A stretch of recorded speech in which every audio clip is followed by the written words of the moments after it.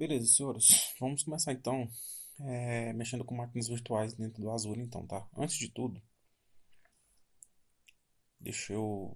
Não, aliás, vou mostrar aqui alguns recursos, tá? Depois eu quero mostrar para vocês a questão também de calcular, tá? Fazer uma projeção de orçamentos, porque aqui é uma das coisas que mais gasta, tá? Tudo que você utilizar aqui, praticamente tudo que você utilizar quando for criar a máquina virtual, o Azure vai te cobrar, beleza?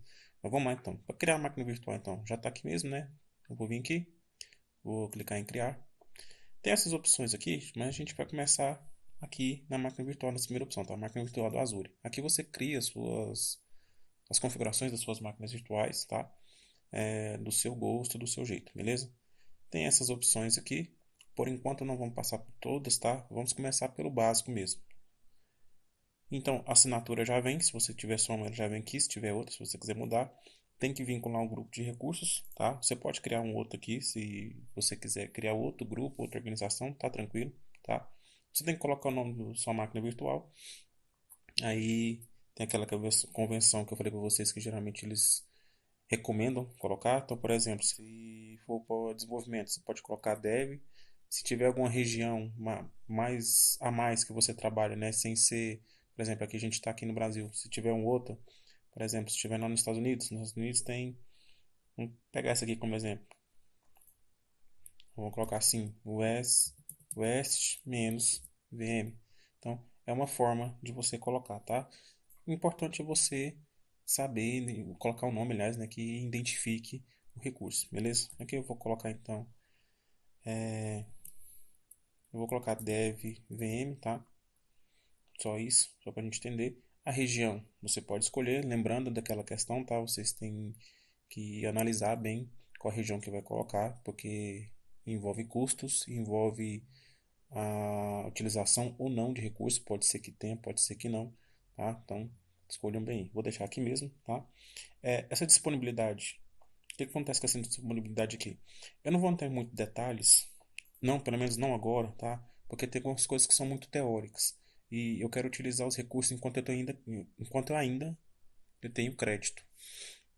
Então, depois eu faço uns vídeos complementares explicando um pouco sobre algumas questões teóricas, beleza? Mas rapidinho aqui então. Se você vir aqui, sempre lembrando, né? Se você vem aqui nesse íconezinho aqui do i, algumas informações a mais que eles colocam para você, você pode vir aqui e clicar em Saiba Mais, que ele vai trazer para você maiores informações sobre a função, sobre o recurso e similares, beleza? O que que acontece aqui então? É, Rapidinho aqui, só para a gente poder entender. Como foi falado anteriormente, tá? Os servidores, né, os data centers do Azure, né, estão em regiões, em N regiões. Tem regiões que tem duas, tem regiões que tem N, tá? Então, essas zonas de disponibilidade praticamente é isso, tá? É onde estão localizados os data centers do Azure, ok? Aqui está explicando aqui, ó, é uma zona de disponibilidade, é uma zona fisicamente separada de uma região do Azure, até a zona de disponibilidade de uma região do Azure. O que acontece com isso aqui? Eu vou descer aqui rapidinho. Essa questão de zona, depois eu entro mais em detalhe, mas basicamente eu vou falar em miúdos aqui sem entrar em detalhes. É a segurança que o Azure tem para eventuais riscos, tá? Então, para backup, se um data center der um problema, tá? Então eles têm um plano B. Seria mais prático falar desse jeito, tá? É um resumo rápido aqui só para vocês poderem entender, ok? E outra coisa que eu quero falar para vocês também, assim, rapidinho também, tem essa questão de redundância do armazenamento, tá? Então, é o backup, praticamente, tá? Então, as cópias dos seus dados, os seus protegidos, estão contra eventos planejados e não planejados, tá? O que que são isso, então? Não planejado. Pegou fogo no data center, por exemplo, tá? Planejado, tem que fazer uma reestruturação no data center. Então tem que ter um backup disso aqui. As nuvens, tá, gente, seguem muito os padrões, tá, da ISO, principalmente depois vocês dão uma olhada aí, principalmente a questão da ISO é, que fala sobre segurança de dados, tá? Segurança de dados, segurança da informação em geral, né? A ISO 27001, tá? Aí vem as demais atrás da 27001, né? 27001, 27002, 27005, etc, etc, etc. Beleza? Então, rapidinho só para a gente entender isso aqui. Esse tipo de segurança aqui, se você colocar aqui dentro aqui, uma explicaçãozinha rápida, tá? Então, diferentes recursos de segurança então que o Azure disponibiliza para trabalhar com as VMs, tá? Se você deixar isso aqui, por exemplo, se eu não me engano, a maioria das vezes que você vai criar, né, vai vir essa opção aqui selecionada, tá? Então, aqui tem os recursos de segurança que você pode trabalhar. Então, inicialização segura, contra rootkits, malware aqui, né? Tá explicando aqui. Tem essas questões aqui do TPM, do VTPM no caso aqui, né? Porque quando tem V assim na frente assim, geralmente é porque é virtual, tá? Vem de virtual, ok? E tem outras opções dependendo do que você for colocar. Vou passar correndo aí que meu tempo tá acabando, tá? Aí, como eu falei, e depois eu trago mais detalhes no vídeo complementar. E aqui você escolhe a imagem, né? A ISO, que a gente mais conhece. O que que acontece com isso aqui? Aqui já tem as mais utilizadas. Vocês podem ver que tem do Ubuntu, Red Hat, tem as ISOs do Windows e tudo mais. É só isso que tem?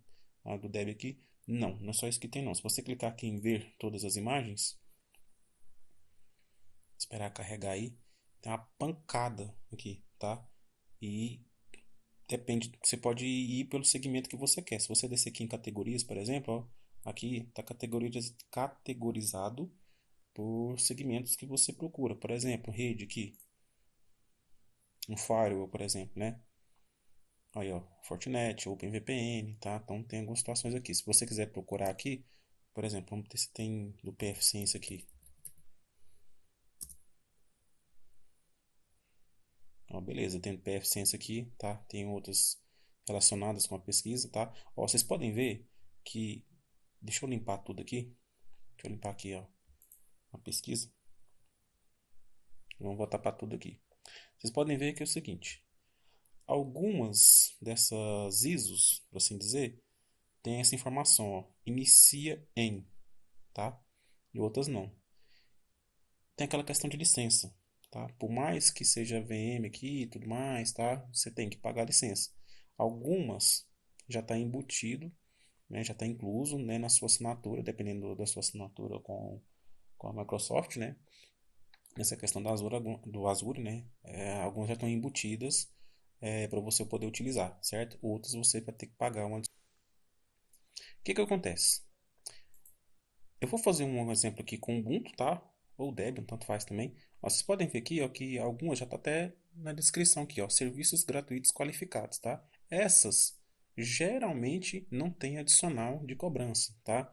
Como eu falei antes, a maioria das coisas no Azure vai te cobrar, tá? São poucas assim que não cobram. Por exemplo, criar grupo de recursos é gratuito dentro do Azure. Mas o que que acontece também? Se eu não me engano, tem um limite, tá? Eu vou confirmar esse limite para vocês. Por mais que seja gratuito, você não pode criar na torta direito, não. Eu vou confirmar e trago nos próximos vídeos aí. Eu vou fazer uma do Ubuntu, tá? Ou Debian, tanto faz, uma baseada no Linux, né? E depois eu faço uma do Windows, tá? Só pra gente poder entender como é que faz, como é que acessa, como é que é as configurações, tal coisa, coisa e tal. Eu vou utilizar essa do Ubuntu mesmo aqui primeiro, já está selecionado mesmo, tá? Ó, já tem a versão dele, tem a versão de baixo aqui, também essa já é a versão 22, né? Beleza. E você pode escolher arquitetura. Não são todos que você pode escolher arquitetura, tá? Por exemplo, aqui, se eu não me engano, no Debian só tem 64. Isso aí, ó, do Debian só tem 64, tá? Rapidinho nessa arquitetura aqui, para quem não sabe, tá? E o que é essa arquitetura da VM? Basicamente, a ideia da arquitetura de CPU, tá? x64, x32, né? x86 no caso, né? 32 não, 32 bits, x86, né? E tem a arquitetura ARM também, certo? A gente vê muito isso aqui, essa arquitetura ARM aqui, em dispositivos móveis, tá? Mas não é regra, ainda mais com a atualização da tecnologia, né? Se eu não me engano, os dispositivos Mac estão utilizando bastante aqui, tá? Os notebooks. Tem algumas vantagens em cima das arquiteturas x86, tá? E tem diferença aqui? Tem. Se você colocar aqui, ó, por exemplo, ó, por exemplo, não. Vou colocar aqui nas informações, né? As VMs baseadas, já estou na segunda linha, tá? As VMs baseadas em x64 fornecem maior compatibilidade de software, então a maioria dos desenvolvimentos de aplicativo hoje utilizam arquitetura com base, né? A arquitetura x64, né? Porque são os processadores desenvolvidos pela Intel, pela AMD, né? São baseados nessa arquitetura, mas também, ó, tem a questão Das VMs baseadas em ARM oferece até 50% de melhor preço e desempenho, tá? A arquitetura ARM, ela tem um nicho específico, tá? Um segmento assim específico. Mas isso não é regra para você escolher não, tá? Como eu sempre digo, né? Sempre estou pegando no pé de vocês, tá chato, tá repetitivo, tá prolixo, tá. Mas por mais que fala, sempre tem um cabeça de pau que comete o mesmo erro. Analisa. Analisa, vê do que você precisa, vê a necessidade ou não, vê o custo para você poder fazer a sua VM, nesse caso aqui que a gente está usando, é mais o seu planejamento geral na nuvem, tá? Em qualquer coisa que você fizer, beleza? Eu vou deixar aqui x64 mesmo, tá? E algumas opções eu vou pular por enquanto, tá?